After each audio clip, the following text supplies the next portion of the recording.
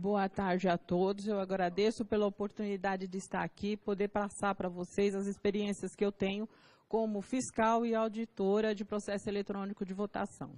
Eu gostaria de lembrar aqui, fazer uma ressalva logo no início, que as questões que eu vou colocar aqui, elas não têm a ver com o resultado de eleição.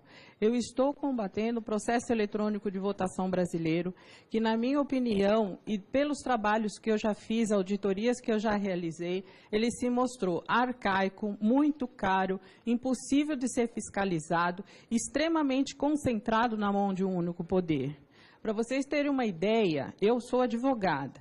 Quando eu estou atuando na Justiça Eleitoral, eu tenho contra mim os peritos, que é a Secretaria de Informática, que são peritos réus, porque eu estou combatendo, eu estou contundentemente dizendo que existem fraudes, existem possibilidades de fraude ou vulnerabilidades no processo eletrônico. Então, o perito, ele, na condição de Secretaria de Informática, ele é um perito réu. E os senhores ministros, suas excelências, eles são os julgadores réus. Então, aqui eu vou passar para vocês uma experiência que eu tive, que foi em 2012.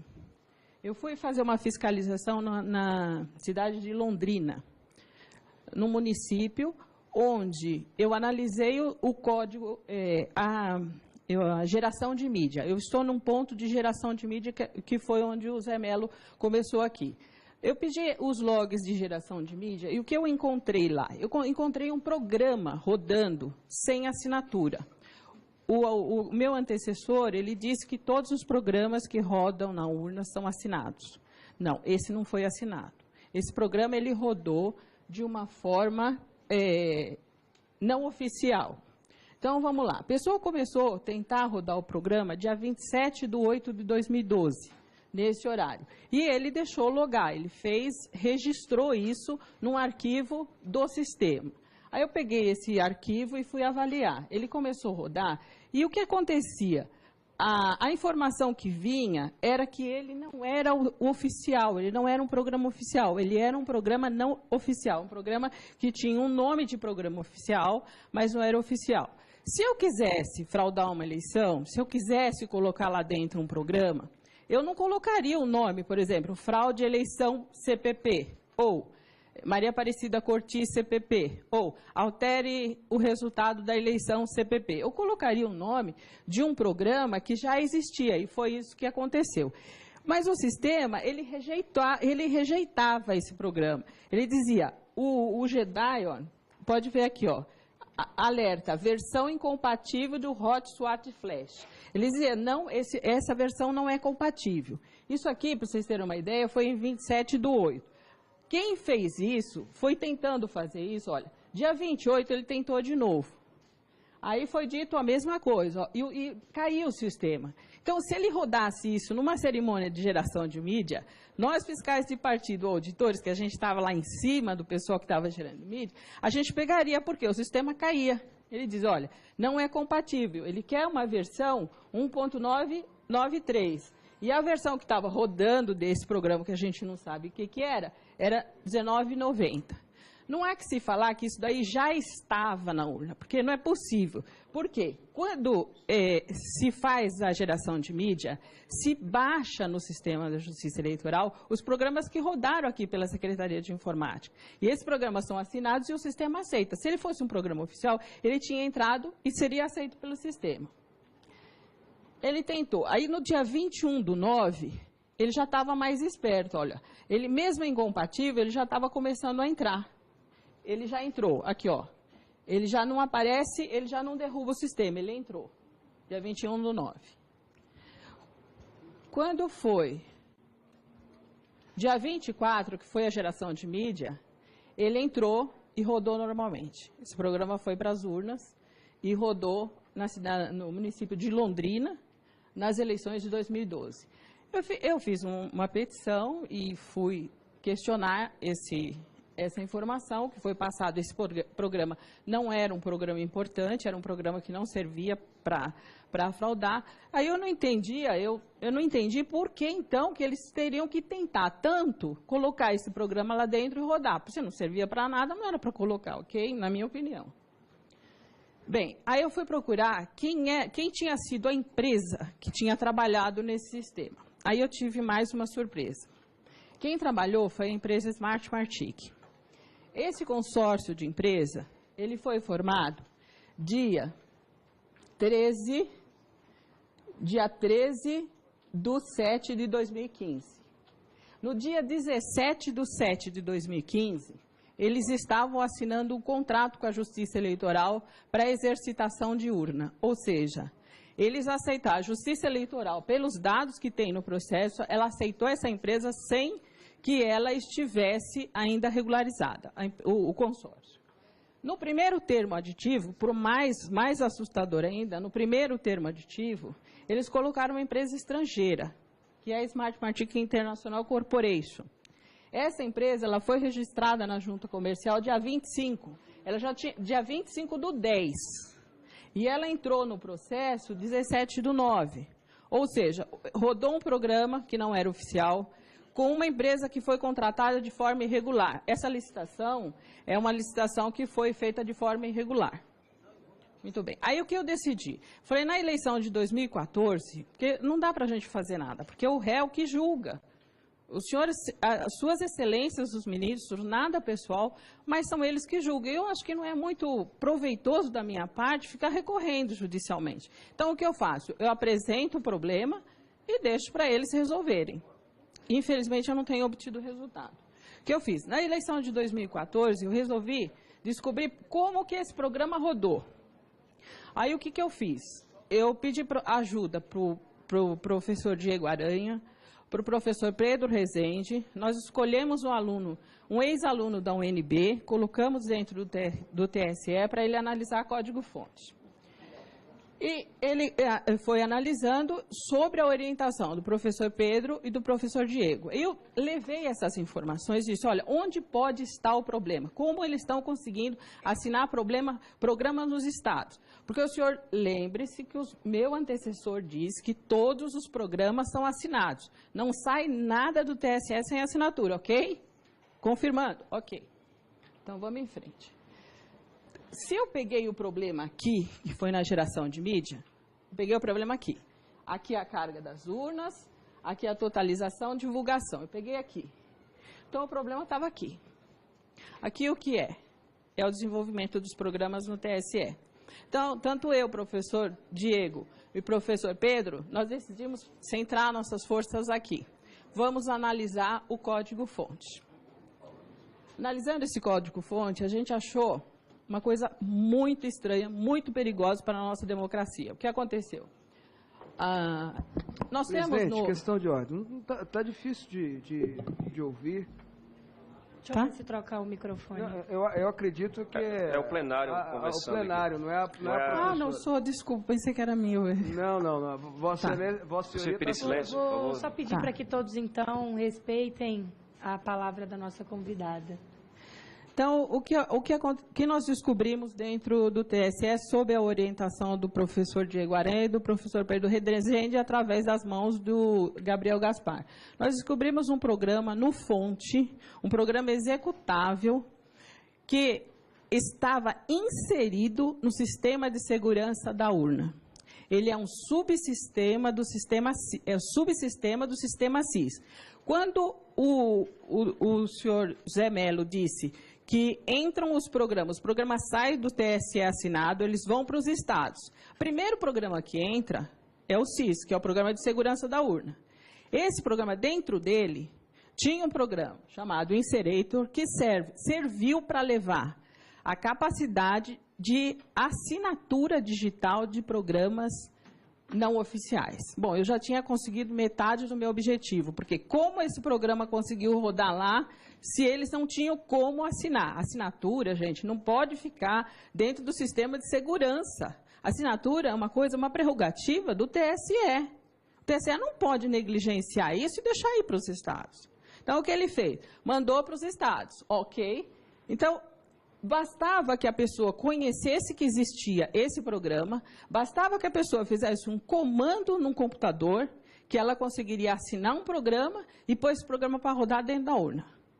Certo? Aí eu fiquei pensando ainda, bom, não é suficiente isso. A pessoa que for fazer isso, ela tem que levar um pendrive, ela tem que levar alguma coisa para poder colocar o programa dela lá dentro, assinar e colocar para rodar. Como é que ela faz? Eu tive mais uma ideia. A justificativa do TSE foi o seguinte: esse programa ele foi usado até 2004 para assinar certificado. Em 2004 ele parou de ser usado e está lá para atender outros projetos. Senhores, ele pode estar lá para atender outros projetos desde que ele não vá para os estados. Mandar programa de assinatura para os estados é muito perigoso. E qualquer um, mesmo que for, digamos um advogado que não entende muito de computador, esse advogado, se ele tiver conhecimento disso, ele é capaz de assinar um programa e pôr para rodar. Aí vocês vão falar assim, não, mas a urna tem 7.999 travas. Não importa. Se esse programa for bem escrito, ele vai levar todas as travas consigo e vai até o final do processo, vai gerar um boletim de urna válido, e vai levar para a totalização e vai dar um resultado da eleição. Então, não adianta se fazer perícia ou auditoria, o que for em urna, ou processo de totalização, se não se entrar no mérito do programa que está sendo mandado para os estados. Como está sendo desenvolvido, como ele está sendo escrito, qual é a capacidade dele de que tem uma pessoa nos estados de mudar o resultado da eleição. Bem, então vamos lá. Aqui mais uma informação.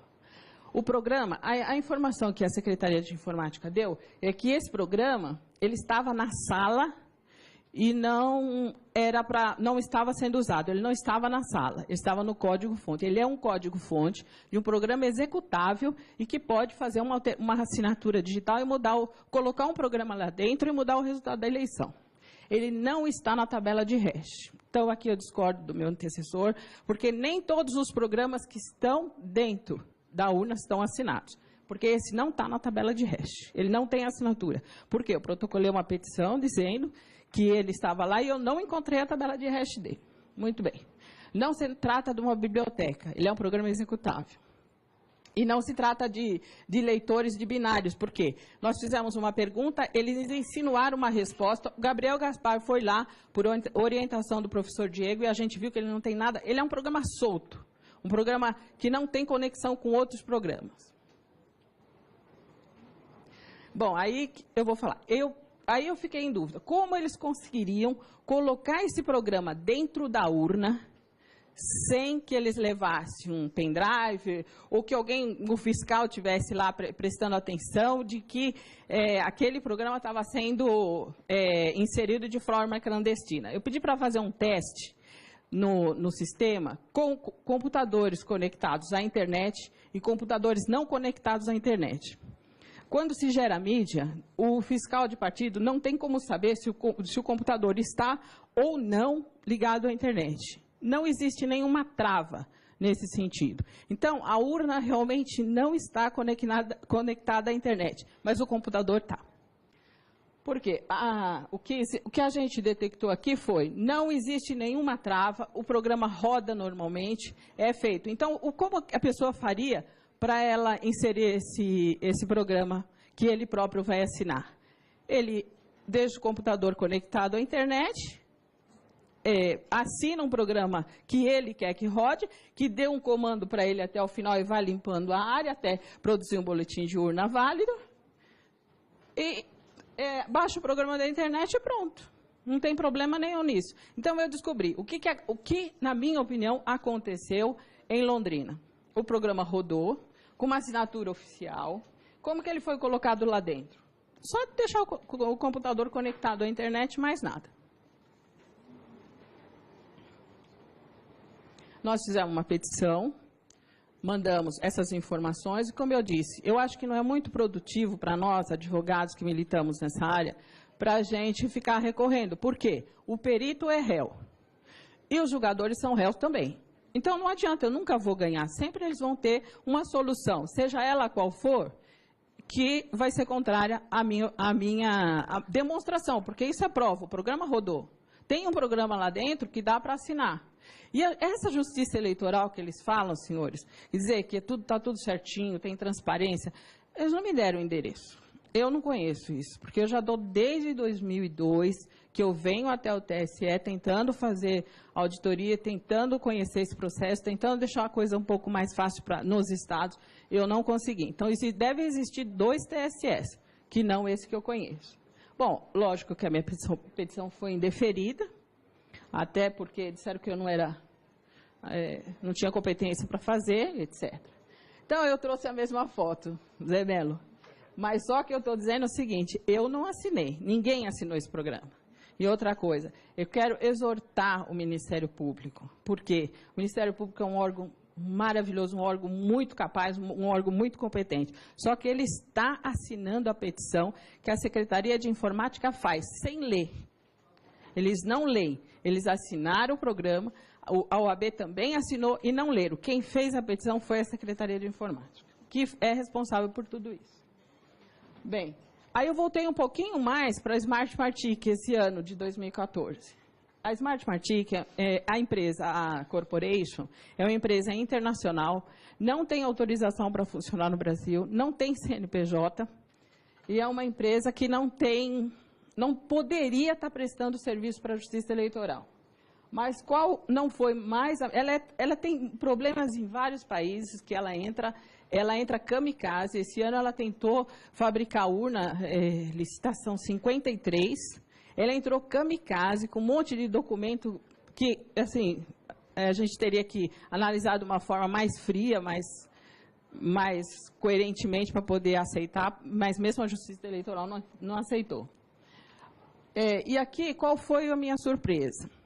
A Justiça Eleitoral, no julgamento de uma petição que foi feita para que se fizesse auditoria no processo eletrônico de votação, ela deu a seguinte jurisprudência para nós, advogados. Os sistemas e programas utilizados nas urnas de propriedade da Justiça Eleitoral não podem ter seu acesso franqueado a pessoas físicas ou jurídicas estrangeiras ou vinculado a países ou entidades internacionais. Tal providência implicaria ofensa à soberania nacional, um dos fundamentos da República Federativa do Brasil. Isso serve, senhores, para auditoria, só que não serve para a empresa que foi credenciada em 2012 e a outra empresa, e a mesma empresa que, em 2014, também teve manuseio de carga, de urna e trabalhou para a Justiça Eleitoral, embora não centralizado no TSE, mas de forma individual nos estados. Então, é isso que eu tinha que passar para vocês, foi a experiência que eu tive na minha luta para mudar o processo eleitoral, porque o que a gente quer não é nada pessoal, não tem nada contra a Justiça Eleitoral, mas nós queremos um processo transparente, um processo fácil de ser auditado, um processo que não seja caro para os partidos, porque hoje um partido, para colocar uma pessoa para analisar código-fonte dentro do TSE, ele vai gastar muito, porque precisa no mínimo de 35 pessoas. E esse 180 dias, vocês não pensem que vocês vão ficar sabendo de tudo o que acontece, não, porque ele é feito num outro lugar e passado para a gente só quando os programas estão prontos. E existem programas que ficam prontos no dia que eles são lacrados. Muito obrigada. Agradeço. Concedo a palavra ao secretário de Tecnologia da Informação do TSE, senhor Giuseppe Janino, pelo prazo de 20 minutos.